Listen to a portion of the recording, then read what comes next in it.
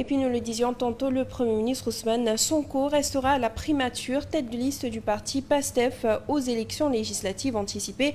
Il a acté officiellement sa démission de la 15e législature de l'Assemblée nationale. Sa réaction? Non, moi je reste à la primature, Inch'Allah. Vous savez, on fait des fixations sur des positions de travail et non pas sur l'institution. Le président de l'Assemblée nationale ne détermine pas l'Assemblée nationale. Il n'a pratiquement aucun moyen d'influer sur l'Assemblée nationale. Il ne vote même pas. Le président national reçoit, convoque le bureau et c'est le bureau qui décide. Et s'il valide, ça va en commission, ça va en plénière. Et en plénière, c'est les groupes parlementaires qui débattent et qui votent. Donc ce n'est pas le président de l'Assemblée nationale qui peut, à la limite, à part le rôle de gestion au courant. Et ça aussi, il le fait avec le bureau. Une république fonctionne de manière beaucoup plus complexe, ce qui fait que le président de l'Assemblée nationale, c'est un rôle important. C'est la deuxième personnalité de l'État. Mais en réalité, ce n'est pas lui qui détermine la vie de l'Assemblée. C'est les groupes parlementaires véritablement qui déterminent la vie de l'Assemblée. Et en attendant le démarrage de la session, nous revenons cet après-midi sur la journée d'hier. Le Sénégal qui a donc commémoré le 80e anniversaire du massacre de Thiaroye. 1er décembre 1944, des centaines de tirailleurs sénégalais revenus de la Seconde Guerre mondiale ont été froidement tués par l'armée coloniale française. Une première commémoration qui a enregistré la présence de 5 chefs de l'État aux côtés du président Bassirou Diomaye Faye. La première étape de la cérémonie, c'était au cimetière des tirailleurs où les 6 chefs d'État ont déposé des gerbes de fleurs en hommage aux victimes. Compte rendu Djibril Diallo. Au cimetière des tirailleurs sénégalais de Thiaroye, sur les tombes parfaitement alignées, la sonnerie aux morts a retenti.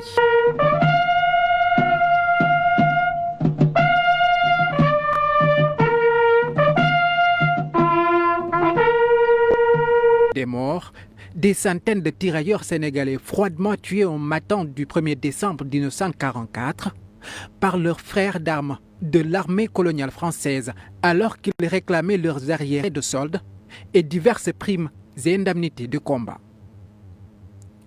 Première étape des cérémonies du 80e anniversaire de ce massacre, ce cimetière où le président sénégalais accompagné de ses homologues gambiens, bissau-guinéen, comorien, gabonais et mauritanien, a déposé une gerbe de fleurs en souvenir à ses soldats.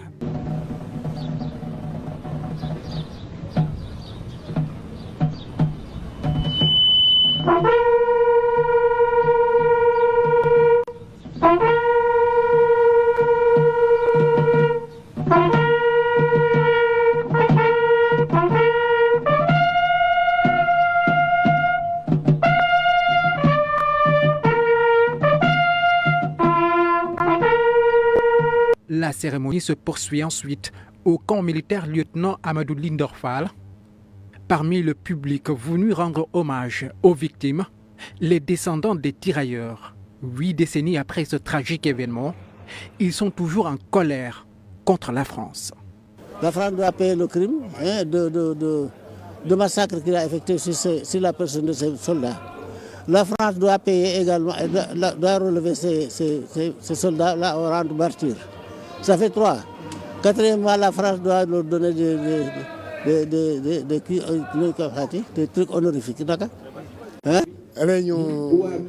Satisfaire leen ñu rey leen kooku tamit wax dëgg yàlla xool yëpp a tooy.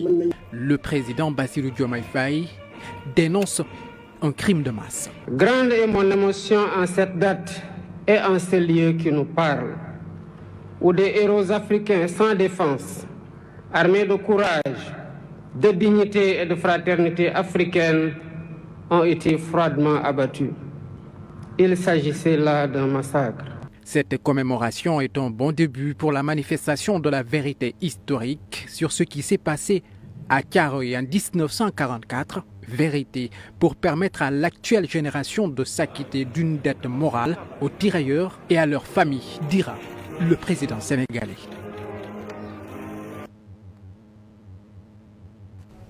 Et devant ses homologues africains tels que les présidents comoriens, gambiens, mauritaniens, gabonais et bissau-guinéens, ainsi que quelques représentants d'autres pays, le président de la République, Bassirou Diomaye Faye, a dans son discours annoncé 5 mesures de réappropriation de cette histoire de Thiaroye, 44 des mesures qui vont donc dans le sens de la préservation de la mémoire de l'histoire des soldats africains qui se sont sacrifiés pour la France.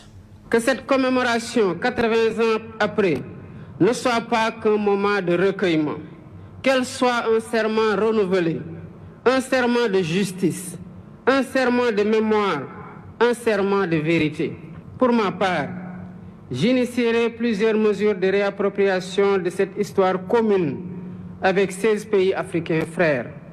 Premièrement, un mémorial en l'honneur des tirailleurs sera érigé à Thiaroye pour servir de lieu de recueillement et de mémoire ouvert à toutes les nations dont ils étaient originaires, ainsi qu'au public.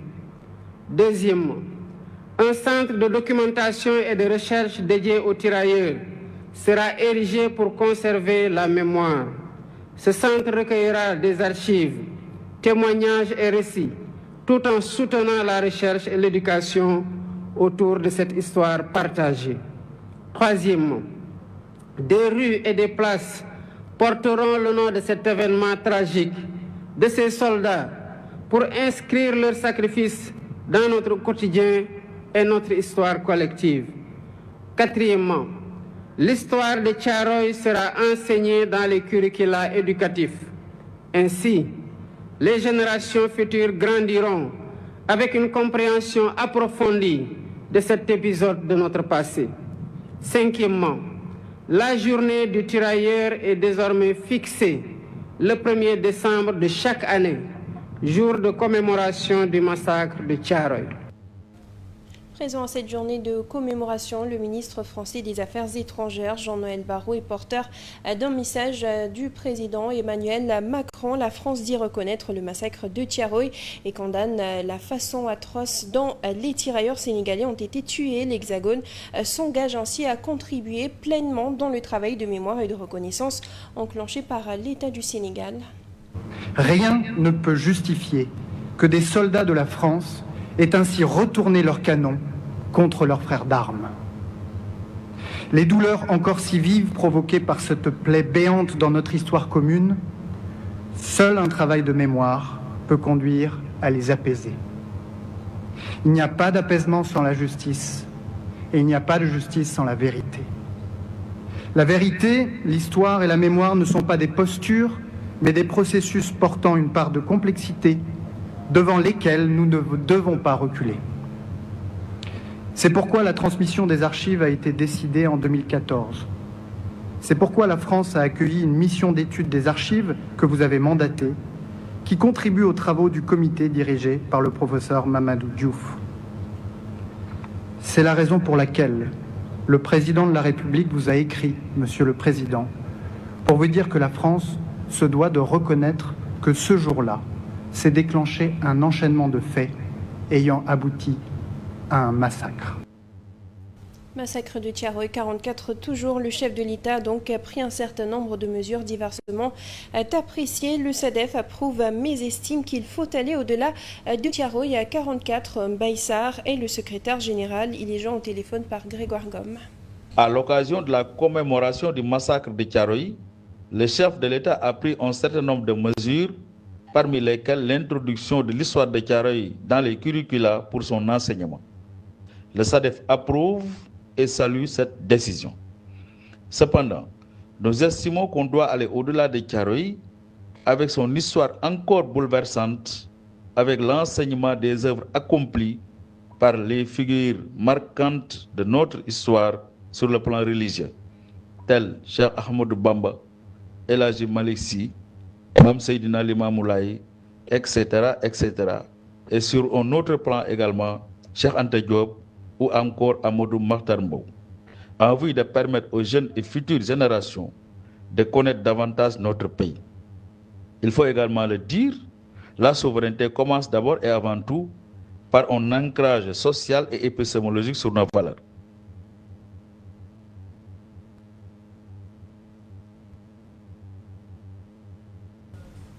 Sur notre registre à présent, nous prenons la direction des universités, bien sûr en direction tout de suite de Saint-Louis avec la réaction des étudiants de l'université Gaston Berger qui menacent donc de partir en grève dans les prochains jours. Ils dénoncent le manque de considération, disent-ils, des engagements pris par les autorités gouvernementales pour un bon démarrage de l'année académique. La CSL réunie en assemblée générale ce week-end est notamment revenue sur les nombreux manquements, notamment sur le plan hébergement, infrastructures sanitaires, insuffisance des restaurants, entre autres. Le 18 novembre 2024, la coordination des étudiants de Saint-Louis a sorti un communiqué pour suspendre toutes les inscriptions administratives des nouveaux bacheliers pour cause du non-respect des engagements pris par le ministre de l'Enseignement supérieur, de la Recherche et de l'Innovation lorsqu'il était en visite à Sanar le 26 juin dernier. Il a donc pris les engagements suivants: la livraison de la plateforme du village eau et ainsi que le chapiteau du restaurant numéro 2 avant la rentrée du mois d'octobre. À la rentrée du mois d'octobre, la coordination des étudiants de Saint-Louis fait le constat et en réalité, aucun de ces engagements n'était respecté. Et jusque-là, rien de cela n'a été réalisé. La coordination des étudiants de Saint-Louis invite l'autorité à diligenter cette question dans les plus brefs délais. Faute de quoi, nous n'hésiterons pas à utiliser tout notre arsenal de guerre pour faire face à cette énième forfaiture. Direction Tiaroy-Azur, les populations se sentent lésées dans le cadre du projet de restructuration de la baie de Han, un des grands quartiers de la commune de Tiaroy-sur-Mer qui devait bénéficier du projet, est aujourd'hui confronté par ailleurs à des problèmes de réseau d'assainissement. À cet effet, elles invitent l'État du Sénégal à réparer ce qu'elles qualifient de discrimination négative. Certains des membres du mouvement sont allés à ONAS pour s'enquérir de la situation concernant le projet de dépollution de la baie d'Han. Après cette étape, ils ont eu pas mal d'informations qui sont venues restituer à la population de Tiaroy-Azur. Parmi ces informations, on a l'état actuel du projet, la situation du projet, qu'est-ce qui a été fait. Où se situe le blocage, quelle est la part de Tiaroy-Azur dans ce projet, quel impact ce projet aura dans Tiaroy-Azur. Ils ont recueilli pas mal d'informations, à savoir que Tiaroy-Azur ne fait même pas partie des prévisions de l'ONAS, de ce projet de dépollution de la baie d'Han. Tiaroy-Azur a été lésé. Par rapport à ce projet, nous voulons être connectés par rapport à ce projet, par rapport à la dépollution, par rapport au branchement tout à l'égout. Ça, c'est de un. De deux, nous voulons aussi que ce projet puisse impacter l'assainissement de notre commune ou bien de notre quartier Tiaroy-Azur. Nous voulons aussi que ces ruelles que vous voyez, ces rues et ruelles, que toutes ces rues et ruelles soient dotées de pavage ou bien de goudron. Sur un tout autre registre à présent, ce 2 décembre démarre sur l'ensemble du territoire national la campagne de vaccination contre la rougeole et la rubéole à Kédougou. Tout est fin prêt pour atteindre la cible dans tous les coins et recoins de la région. La réaction tout de suite de Babacar Diop, infirmier, chef de poste de Tripano. C'est par rapport à la campagne rougeole-rubéole qui va démarrer tout à l'heure. À partir de demain, Inch'Allah, le 2 décembre. C'est une campagne qui va durer 10 jours dans toute la région de Kédougou et le niveau national en général, la région de Kédougou en particulier. La cible de cette campagne, ce sont les enfants qui ont 9 mois jusqu'à l'âge de 15 ans. Nous, en tant que personnel de santé, c'est une campagne qui concerne directement le personnel de santé. J'appelle à toute la population d'amener leurs enfants se faire vacciner. La cible, ce sont les enfants qui ont 9 mois jusqu'à l'âge de 15 ans. Je vous rappelle que la rougeole, c'est une maladie qui est très contagieuse et en même temps mortelle. Et la manifestation de cette maladie sont des éruptions cutanées, des boutons qui vont sortir au niveau du corps de l'enfant, ensuite accompagnés d'une très forte fièvre. Et c'est une maladie qui est très contagieuse aussi, raison pour laquelle nous appelons à toute la population de sortir en masse pour faire vacciner les enfants. Une note de nécrologie à présent. Alioune Badarabe a tiré sa révérence. La levée du corps a lieu aujourd'hui. Le président de la Société des écrivains sénégalais du Sénégal est décédé donc ce dimanche. Il a également dirigé la Fédération internationale des écrivains de langue française. Alioune Badarabe s'est distingué dans la littérature africaine grâce notamment à son engagement et ses productions variées. L'Association des écrivains du Sénégal vient de perdre l'un de ses membres. En effet, le président Alioune Badarabe est décédé ce dimanche à l'âge de 79 ans des suites d'une longue maladie. Il était à la tête de cette association depuis 2005. Le défunt était un dramaturge, auteur de pièces historiques, mais aussi poète, romancier et éditeur. Alioune Badarabe était également président de la Fédération internationale des écrivains de langue française. C'est un homme engagé et très attaché à ses convictions panafricaines. Il connut une brillante carrière littéraire avec une production variée. Parmi ses œuvres, il y a Diallo-Wali, Terre de Feu, une pièce théâtrale produite en 1980. Le Sacre de Kédo, publié en 1982. En 1988, sortit la pièce Nder en flamme, qui connut un succès retentissant. En 1993, il publie Les larmes de la patrie. En 2008, il sortit De l'uniforme à la plume. Alioune Badarabe était aussi l'auteur du film La Dior, diffusé en 1992 à la télévision nationale. Le natif de Saint-Louis avait créé sa maison d'édition appelée les Éditions Maguilène. En 2001, Alioune Badarabe est nommé président du conseil d'administration du Théâtre national Daniel Sorano. Il était chargé de la coordination du 3e Festival mondial des arts nègres qui s'est tenu à Dakar du 10 au 31 décembre 2010. Et pour terminer, du sport, football, Ligue 1 sénégalaise, la 6e journée a connu des rebondissements et des changements. À la fin, le Teungueth FC a été éjecté du fauteuil de leader après sa défaite à la maison face à Oslo FA. L'Union sportive de Gorée est grand gagnant à la suite de son succès sur HLM. Les insulaires qui se hissent à la première place du championnat en attendant le match Jaraf-Walidan. Le point.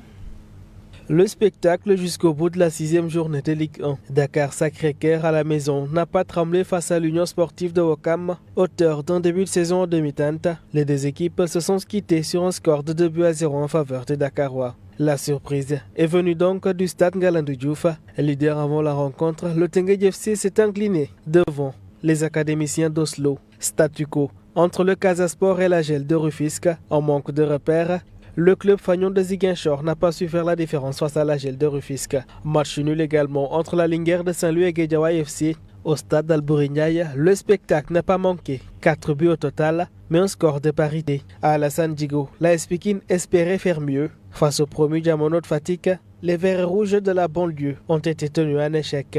Au stade Lat Dior de Thiès, la Sonacos a sorti les gros moyens pour se défaire de Génération Foot. Une victoire importantissime, 2-1. Même score également entre HLM de Dakar et l'Union sportive de Gorée. Au stade municipal des HLM, ce sont les insulaires qui l'ont emporté. Au total, 15 buts ont été marqués dans cette 6e journée. En attendant la rencontre Jaraf de Dakar-Walidan. Conséquence au classement, l'Union sportive de Gorée, grâce à sa victoire, est premier avec 13 points, suivi du Jaraf qui peut être premier en cas de victoire. Le Teungueth FC paye ainsi les frais de son revers et recule à la 3e place. Dans le ventre mou du championnat, c'est le statu quo entre l'Union sportive de Ouakam, HLM et AS Pikine. Au bas du tableau, plus rien ne va pour le Casa Sport et ses 4 points, la Linguère de Saint-Louis et Diamono de Fatick, lanterne rouge. Place tout de suite à la revue de presse.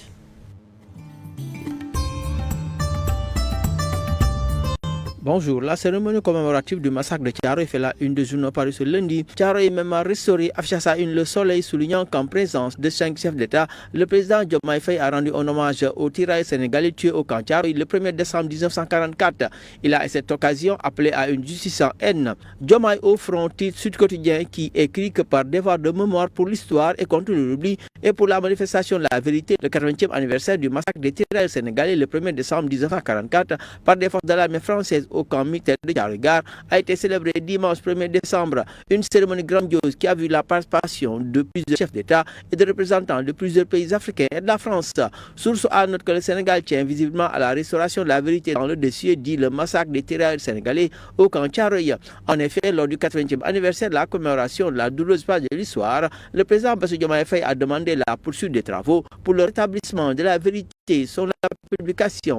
L'info pour sa part titre la reconstitution d'un crime colonial, que c'est un massacre et un acte prémédité visant à réprimer les revendications légitimes. Il a été commis et les faits incontestables selon lui. À propos du bureau de l'Assemblée nationale, les journaux font état de l'installation de la 15e législature. Le quotidien révèle que le PASTEF avec sa majorité va se tailler la part du lion. Le journal rapporte que la coalition Takku Wallu enrôle Abdou Karim Sall, tandis qu'Aïssata Sall est en pole position pour diriger le groupe parlementaire. Selon les Échos, il y a eu des tractations jusqu'au bout du bout, indiquant que Takku Wallu a été sauvé par Abdou Karim Sall pour obtenir ainsi le seul groupe parlementaire de l'opposition. Différent entre Macky et Amadouba, des répercussions selon les Échos jusqu'à l'Assemblée nationale et des tractations existent entre Tahirou Sarr et Abdoulaye Sylla. Vox Populi annonce que la rentrée parlementaire est prévue ce lundi. La publication signale qu'Anta Babacar Ngom, élu sur la liste de la coalition Sam Sa Kàddu, sera député non inscrite malgré les sollicitations exprimées par le groupe parlementaire en gestation.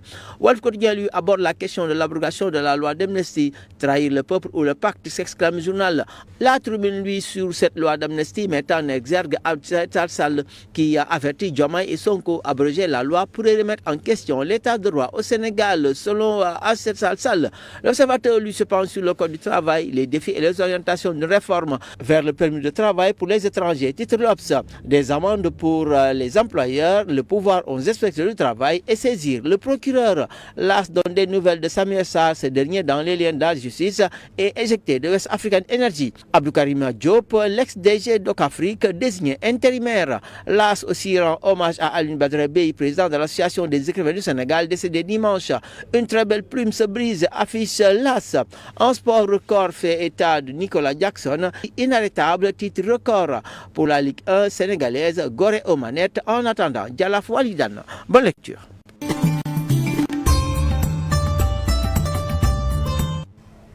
C'est la fin de ce journal. Merci à vous de l'avoir suivi. À 14h, vous aurez le Wolof. Merci, bonne suite de programme sur la 7 TV.